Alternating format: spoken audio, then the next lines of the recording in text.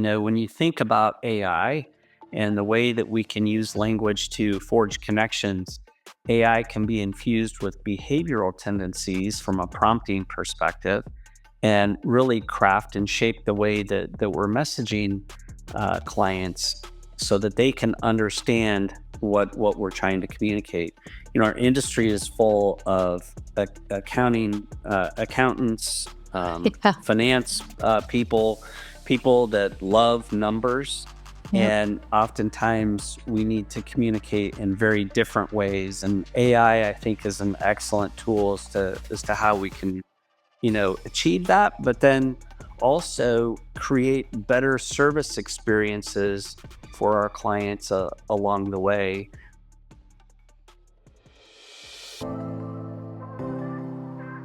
Hi, everyone. Welcome to the Don't Do That podcast. So I'm Kelly Waltrich, and today I have with me one of my favorite people in this industry, Eric Clarke, who absolutely needs no introduction. This former founder and CEO of Orion, and now probably the growth catalyst of more firms than we all know.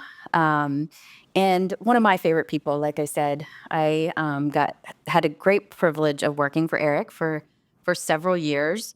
And he took a chance on me, Eric, when you were a bunch of male executives in Omaha, and I was a loud Philly girl, and gave me the autonomy and the resources to be successful. And I look back on that time that I had with you every single day, and I tell everyone that will listen that I have a "what would Eric do" mindset as I approach the rest of my career and the growth of Intentionally. So I needed to say that to you as we started. So Well, thank you for thank you, all of that. Kelly. Yeah. So why don't you start by telling everybody what you're up to these days? Well, so first off, I'd like to clarify that we worked together. You didn't work for me, but we did have an absolute blast working together. And I Yeah. learned a ton from you about all things, marketing and how we could grow Orion to the next level. So, the feeling is definitely mutual, Kelly, and just very appreciative of the time that we did spend together. So thank you. Today, I am serving on 5 boards, including Orion, which I'm Mhm. still very optimistic and excited about, Yeah. as well as I'm also a senior advisor to McKinsey and Company. And so I have an opportunity from time to time to go in and help companies evaluate their tech stacks and look at ways that they can, take their growth trajectory to the next level by leveraging technology in different ways. And so that's been an absolute blast and continue to learn from industry friends and colleagues, each and every day. And this industry has continued to, bless my life and my family's life in a myriad of ways. But I would say, right at the top of that list are the continued friendships and relationships that I have. That's the best part of being in this industry of helping advisors help their clients are the relationships that you can build along the way. And so it's been great, and I think that this industry's best days are yet to come. Oh, that's awesome. For those of you who are listening, you should know that we have Eric as a phone a friend when we're talking about clients that we're trying to serve or clients that we're trying to create new strategies for. And Eric's always willing to help us here at Intentionally figure out what that should look like. Absolutely. Yeah. All right, Eric, you know the premise of this podcast. My thesis, good or bad, is that we learn better from our mistakes and our challenges and our missteps than we do from our wins. And so collectively, I'm trying to get us to learn from each other's. So the question for you today is very simple. It's what are we not doing today as an industry? Well, that's a great question. And what we are not doing today as an industry is using AI to augment the advisor client journey, augment the client relationship. There's so much more that we can do to leverage AI to add scale to our businesses, to help advisors serve more households, at scale, help these firms that are doing a lot of M&A in our industry, help them achieve the scale and profitability that they need to really be able to, help clients. And help clients in a way that they will best understand. So, AI is being used today, I think, for meeting notes or action items and next steps. But there's so much more that AI can do to help advisors communicate with their clients in a way that the client, from a behavioral perspective, will best respond to, best understand, and really help the advisor meet the client where they are and help them get to the next level. AI is a technology that is very similar to, when I entered this industry and helping advisors move from installed based systems to the web. Now we are at that same tech evolution period, if you will, where AI can really come in and help augment that advisor client journey in a way that we just have not been able to do at scale before. So, Eric, the last time you and I talked, and just to prove that you practice what you preach, you told me that you were taking classes and you were learning how to build GPTs and all kinds of stuff. Tell us a little bit about what you're doing to make sure you're staying on the cutting edge, so that you can help the clients that you're consulting with do the same. Yeah, that has been the case. People say, "Hey, are you playing golf? Are you doing this or that?" My wife told me I needed a hobby, something to keep me busy, and so I signed up for a couple of AI classes at through the University of Utah, and it's been great. Uh, I've just done those classes remote and online, and learned a lot about AI, the foundations of AI, how AI can, be used in a myriad of ways, how we can, within minutes create these custom GPTs to help our service workflows, help our, connections with our clients, help firms with, all types of different areas of their business. Uh, it's been somewhat of a hobby and it's been an absolute blast. But beyond that, when you think about AI and the way that we can use language to forge connections, AI can be infused with behavioral tendencies from a prompting perspective and really craft and shape the way that we're messaging clients so that they can understand what we're trying to communicate. Our industry is full of accounting accountants, Yeah. finance people that love numbers. Yep. And oftentimes we need to communicate in very different ways. And AI, I think, is an excellent tool as to how we can achieve that, but then also create better service experiences for our clients along the way.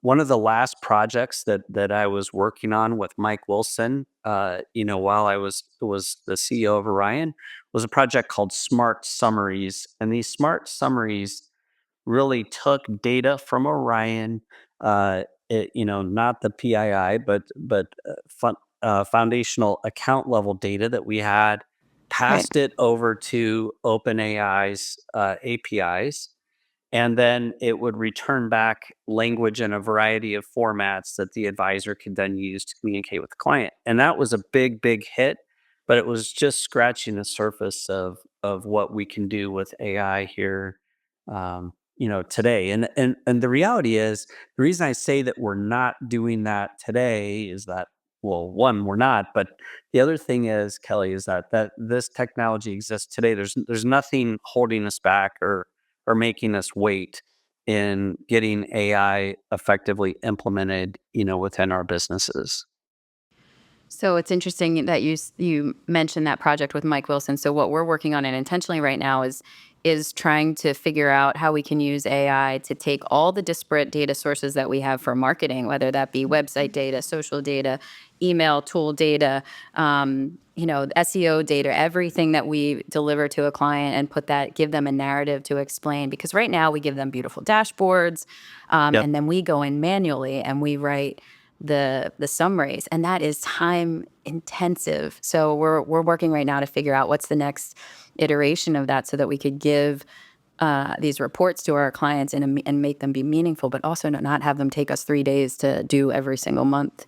So Right, we're trying to right. figure that out. So if an advisor is listening to this and you're thinking like, okay, give me an extreme but yet practical example of, what we're talking about here.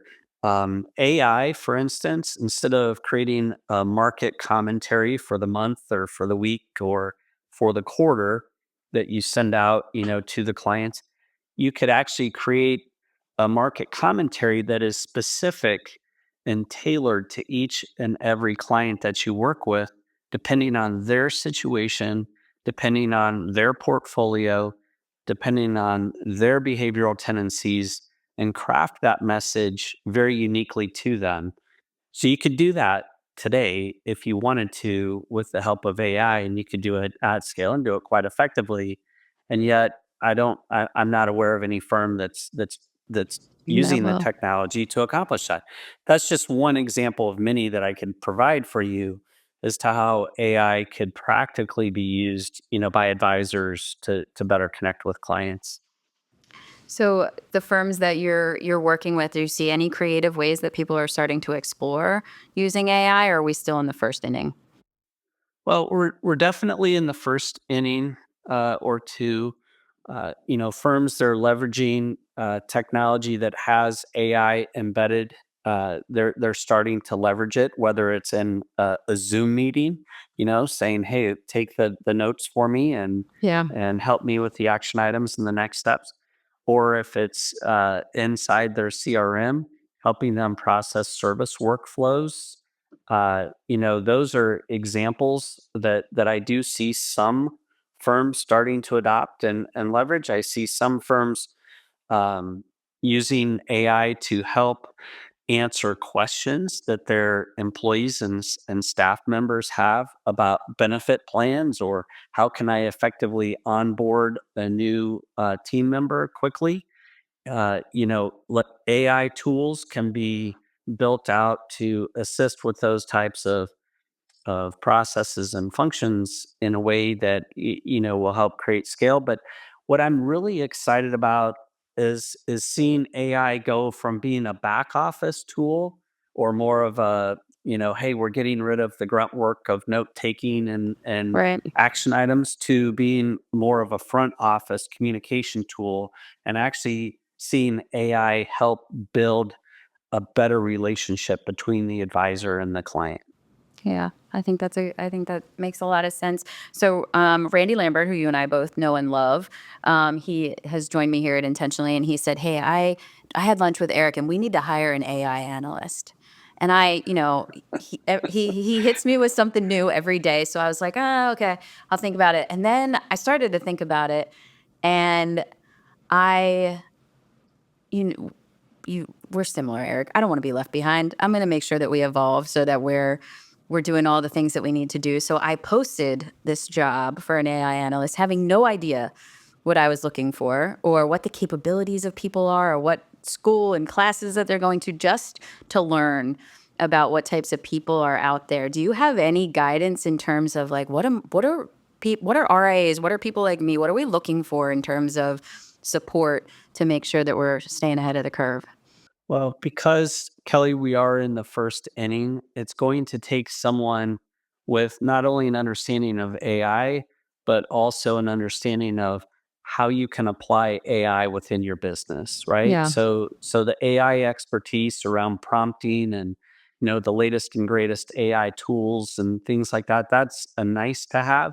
But what I think will differentiate those candidates that you're talking to are the candidates that say, I understand your business. I understand how we can help you specifically implement these tools to augment everything from those back office functions clear to the front office relationships. So I jokingly say that, hey, I think at this point, when an advisor responds to a client, the AI response, when using the correct prompts, will sound more human like than the Yeah. advisor will. Oh And my gosh. so this is the type of capability that's out there for us to leverage. And, really the only thing holding us back is that expertise, having that individual come in, be able to be a catalyst to help our firms adopt this awesome technology that's available to us. Yeah, I think for us, that's definitely something we want to explore. And, even the small things, you're right. So we work with a client called Zox. I don't know if you're familiar with them, but they are one of those note-taking tools. We love them. We love what they're working on. We love what they're doing. Jiffy AI is another one that we talk to a lot that's doing a lot of cool things with AI. And I think for us, there's a million marketing tools, Eric. There's a million. Like you can't even keep up. You can't even you could spend every waking hour in a week looking at all the new tools that come out. So we try to as a team weed through them, pick the best ones, and we have morning meetings where we'll do a demo of a new tool. Um, the AI tools that I'm loving right now are we have our content team, of course, uses them, but I'm loving the AI tools that give you an avatar that looks like they're speaking. Like think about how much money at Orion you spent on trainers for the Orion platform. Absolutely. And now you could feed scripts to these AI avatars and they can go out and do your training on your behalf. I think that is amazing. Agreed.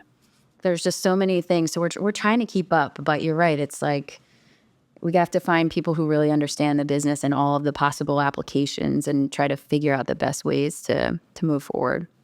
And if you think about that example that you just shared about training, Yeah. instead of having to listen to a pre-recorded 5 or 10 minute training session, you could jump in, ask an AI tool the exact specific area that you need training or assistance with, and Yep. have it on the fly create that experience for you so that you're not having to sift or wait through, hey, the first 5 minutes of that video didn't do me any good. I already knew Right. that. But then here's the part I need. You can get right to that part that you need on the fly because that type of training can be created, in real time with those avatars. So, that's an example that is not only, practical, but it's also a time saver and makes the user more efficient as well. So, even if you think of things in terms of, at Orion, we would have our product teams writing a lot of release notes, right? Oh my Every gosh. single time something changed, Yep. what changed, why did we change it, and how does that matter to the advisor? You know, and they would spend hours writing release notes, and to the chagrin of our product teams, I'll share some news with them. Many times those release notes don't get read or utilized because nobody cared about that particular item per se at that level of detail. However, think of leveraging AI to create your release notes. Those could be created on demand depending on what's of most interest to the user, or if those release notes were matched or married to utilization data, then they could be served up based on the portions of the system that the client is actually utilizing, and therefore they would most likely care about. So these are examples of how we can leverage AI within our businesses in a way that actually drives more happiness, if you will, for the All the clients way that we're around. serving. Yeah, all the Yeah. way around. It's just simply an incredible opportunity for us. Yeah. All right, everybody that's listening. So, what we are not doing today is we are not letting this AI revolution pass us by. We're making sure that we are taking everything that's available to us, all the tools, all the resources, and we're figuring out how to evolve our businesses so that we keep up with the pace and the crazy change that's happening all around us. And Eric, I know that we are going to rely on you to make sure that you keep us at intentionally on our toes as we move through that process too. It's an absolute blast, and what an Yeah. opportunity we have. So, Yeah. All right. So leave us with advice for the RAs, for the fintechs that are listening to this podcast. How do they figure out where to start? well, I would start by just using OpenAI's ChatGPT. Go in there and see if it can help you with responses to clients. Ask it questions. hey, if I change this client's risk tolerance from 70 to 85, what should I consider? Uh, Describe in generic terms the scenarios that you're facing as financial advisors in OpenAI, and start seeing how uh, the prompts will create better and better responses for you to leverage. It's just like it, I think, back to my days of being a teenager and teaching kids how to swim. It's hard to swim if you don't get in the water and give it a try, right? So, oftentimes we find ourselves like the kid who's afraid of getting into the pool. You just need to get in, and you know you'll find the water's warm. It won't hurt you, and you'll be able to swim before you know it. And so I would encourage advisors just to get into OpenAI. It's free. By the time you buy a subscription for your business, I mean, you're talking about a very, very small amount that you'll be paying, maybe $60 a month or something. But the impact that will have, the ROI will be, astronomical for you. Awesome. All right. Well, Eric, I really appreciate you as always. I will keep using my What Would Eric Do as we continue to build intentionally, and I'll talk to you soon. And for those of you that are listening, guys, we are not letting AI pass us by. Thanks, Eric. Thanks, Kelly. Thanks so much for tuning in. If you enjoyed today's show, subscribe to be notified when new episodes become available. And please consider giving us a 5-star review on Apple or Spotify. This podcast is sponsored by Intentionally, a financial services growth engine design consultancy and agency. If you want to learn more, please email me at kelly@growintentionally.com. Thank you again for listening, and check back to hear what we're not doing next.